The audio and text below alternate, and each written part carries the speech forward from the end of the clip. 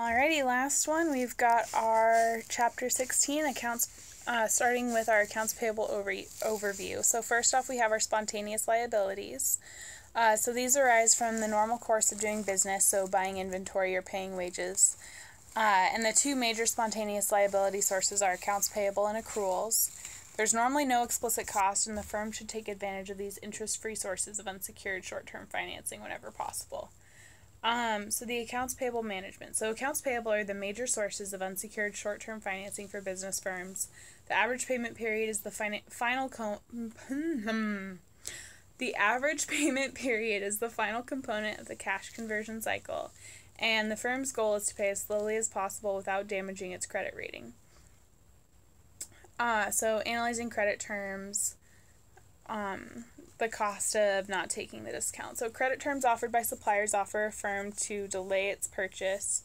So for example, 210 net 30, that's one of the credit terms. Anyways, moving on. So therefore, a firm should analyze credit terms to determine its best payable strategy, and if a cash discount is offered, the firm has two options: take the cash discount and pay early, or give it up and pay on the last day of the credit period. So if a firm intends to take a cash discount, it should pay on the last day of the discount period, and there is no cost associated with taking a cash discount. If the firm gives up a cash discount, it should pay on the final day of the credit period, and the cost of giving up a cash discount is the implied rate of interest to delay payment of an account payable for an additional number of days. So, in other words, the cost of giving up a cash discount is equal to cash discount over 100% minus the cash discount times the number of days in a year. Most people say 365, some financial textbooks say 360, over N, which is the number of days that a payment can be delayed by giving up the cash discount. So your stretching accounts payable simply involves paying bills as late as possible without damaging your credit rating, and this can reduce the cost of giving up the discount.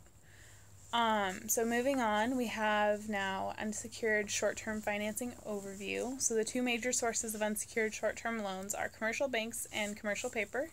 Each is negotiated and not spontaneous.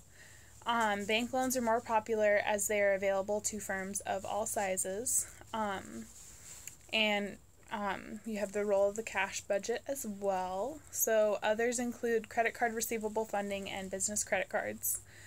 Moving on to lines of credit definitions.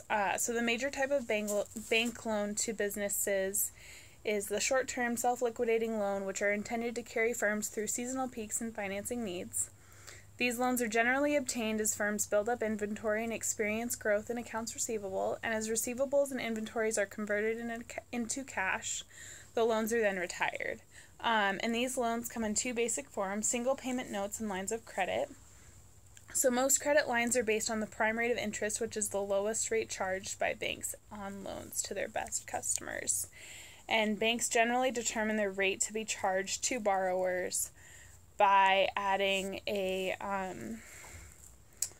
premium, sorry, I lost my place.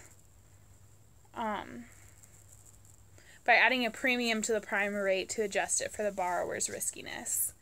A line of credit, or LOC, is an agreement between a bank and a business specifying the amount of unsecured short-term borrowing the bank will make available to the firm over a given time, usually about a year. And although not guaranteed, the amount of line of credit is the maximum amount the firm can owe the bank.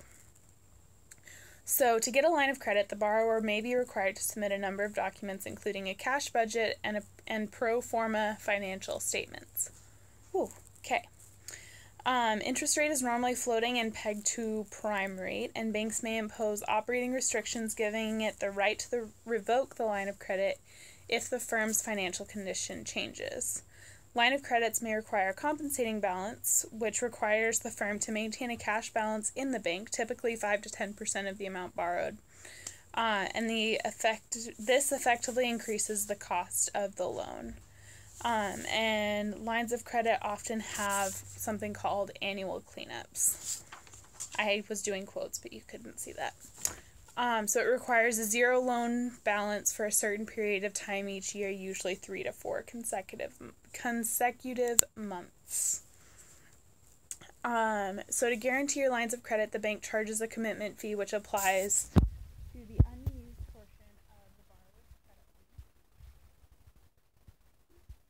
The typical fee is 0.25% of any portion of the fund.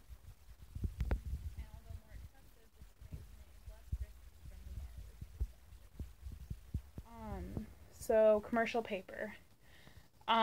It's the short-term unsecured note issued by a firm with a high credit standing, the domain of large firms in excellent financial condition, and the typical maturities range from 3 to 90 days, come in $1 million minimums, and sold at a discount, and it's commonly held as a marketable security investment.